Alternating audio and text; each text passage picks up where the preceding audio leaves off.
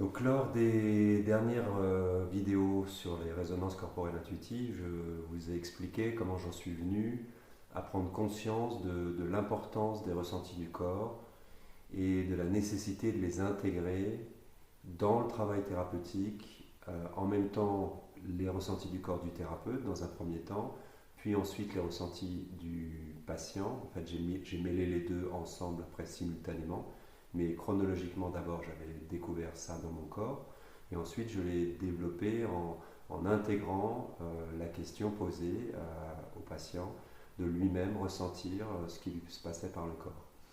Et ça a ouvert un champ de perspectives thérapeutiques extraordinaires. Donc aujourd'hui, je vais continuer le développement de cette méthodologie. J'avais commencé à aborder la question de la transe, puisque le fait d'écouter son corps, d'observer dans l'instant présent les ressentis, met naturellement, c'est ça que j'ai découvert, ça met naturellement dans un état de transe et donc de réceptivité particulière. Alors cette réceptivité va nous être particulièrement utile parce qu'elle nous permet de nous situer dans une zone tampon, une zone intermédiaire entre, on va dire, l'inconscient et le conscient. Et le conscient, ça va être les informations sensorielles dans le corps telles qu'elles se proposent à la personne, comme elles se proposent à moi, comme elles se proposent à la personne en face de moi.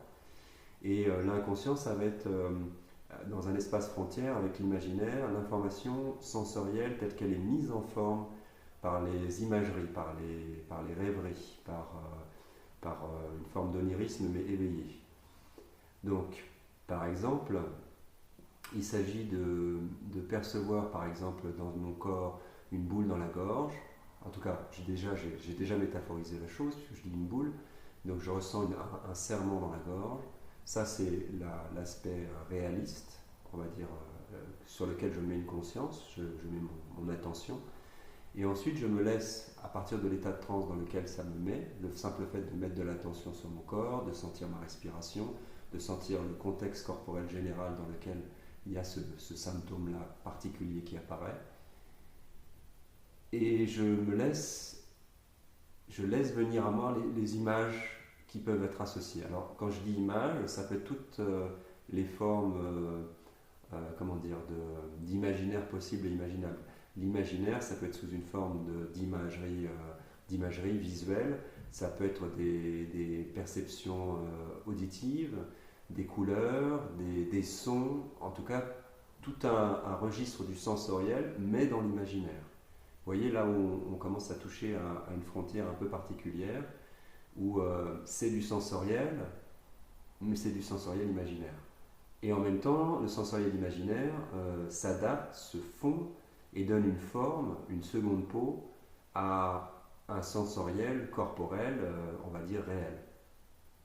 Donc les deux s'entremêlent et à partir de cet état de conscience particulière qu'est la transe, on commence à voyager.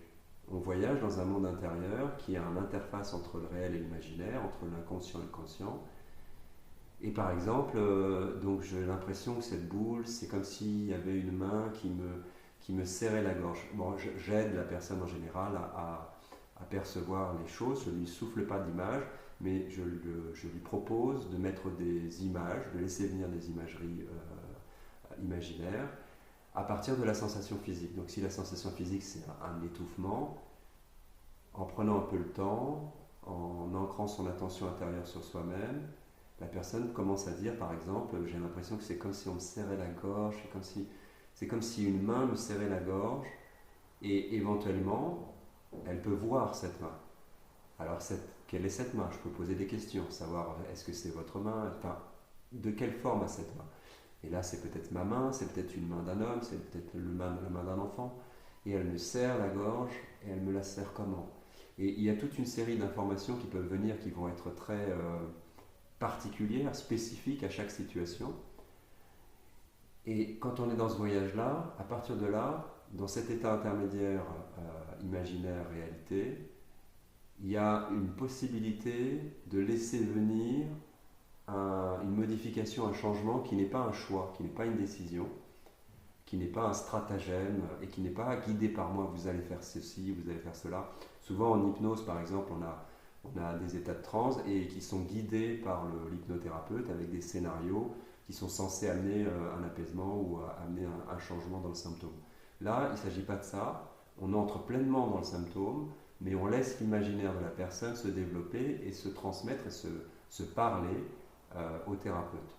Et donc la main qui serre, j'aimerais m'en débarrasser, j'aimerais l'enlever, mais j'y arrive pas.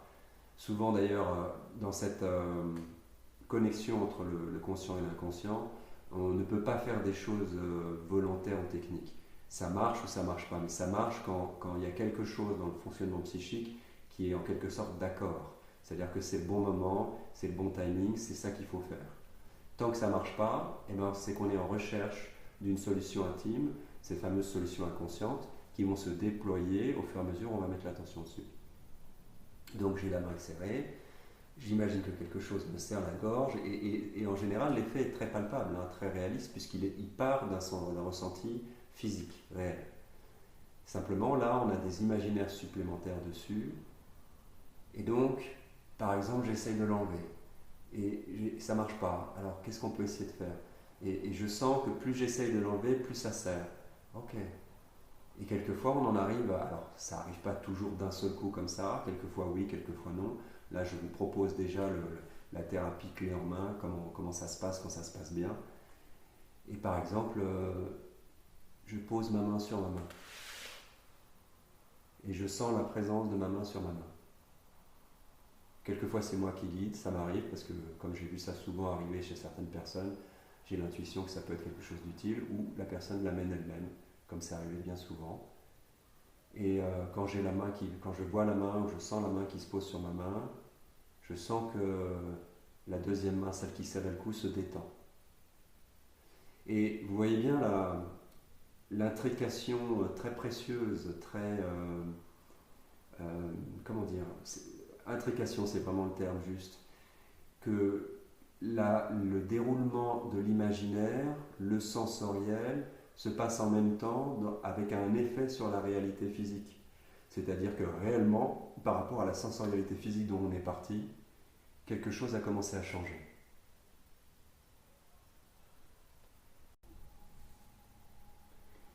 Et ce qui a changé, c'est la détente dans la gorge. C'est-à-dire que en parallèle, instantanément, au moment où inconsciemment est venue la solution de poser sa main sur la main, qui est une représentation, on peut dire symbolique, mais il y a quelque chose de l'ordre de la douceur et de la bienveillance qui est la continuité du fait d'avoir commencé depuis le début de la séance à prêter attention à ce que son organisme essaye de dire. Et derrière l'organisme, derrière la réalité du symptôme, à ce que l'inconscient essaye de dire. Donc une fois qu'on a posé la main et que c'est venu naturellement et que ça s'est détendu, il opère un phénomène réel de détente dans la gorge. Vous voyez comment l'intrication réalité, consciente, inconscient, imaginaire, et la manière dont on est en surf avec la transe nous permet de prendre conscience, de surfer sur un endroit où quelque chose devient possible. Quelque chose qui était figé, quelque chose qu'on répétait régulièrement, quelque chose qu'on avait du mal à apprivoiser, par exemple une angoisse ou une peur ou une souffrance, un traumatisme, logé par exemple dans cet instant particulier de la gorge.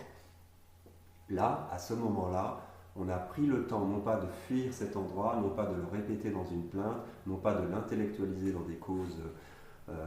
des causalités psychologiques ou psychanalytiques quelconques, mais on a pris le temps de la digérer, c'est-à-dire d'entrer à l'intérieur et de la laisser nous informer en partant du principe que même si c'était dérangeant, même si ça fait quelque chose de désagréable, c'est peut-être intéressant. Et le désagréable et l'inconfort ne sont pas forcément négatifs.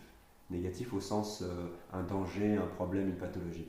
Mais réellement, souvent, une information qui se donne à voir à la conscience, qui frappe à la porte avec un message sous une forme désagréable. Comme par exemple la main sur la plaque chauffante. Si je mets une main sur la plaque chauffante, elle va brûler, je vais avoir une douleur. La douleur n'est pas négative. Elle est douloureuse, elle est désagréable, mais elle me donne une information que si je l'intègre, si je prends conscience de cette information, instantanément, je vais retirer ma main. C'est dans la plus logique, l'aspect la plus logique de la réponse la plus logique possible.